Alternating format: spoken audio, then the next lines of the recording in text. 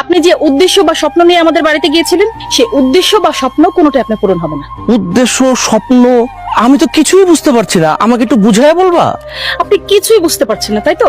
আমি কি কোনো কথা উর্দুতে বা ইংলিশে বলেছি? আপনি নাকি আপনার ছেলের সাথে আমার বিয়ের কথা বলে আসছেন।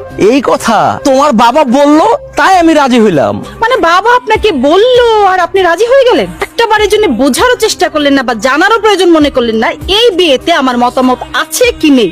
আপনার ওই লুঙ্গি পরা ছেলেকে বিয়ে করা না আমার পক্ষে সম্ভব না।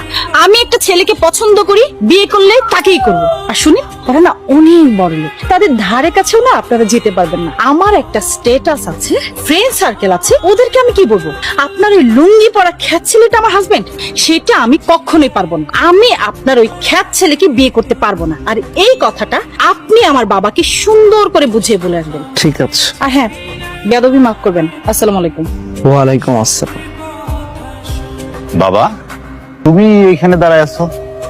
না, একটু ভাবছিলাম আর কি।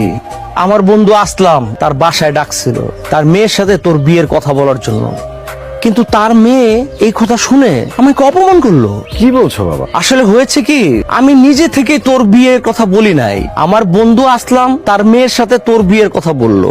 আসলে তার মেয়েটা না উচ্ছৃঙ্খল হয়ে গেছে, একটা বাজে ছেলের সাথে সম্পর্ক করছে। এই জন্য আমার বন্ধু চায় আমি যেন তোর সাথে তার মেয়েকে বিয়ে দেই, তাই আমি বিয়েতে রাজি হয়েছিলাম।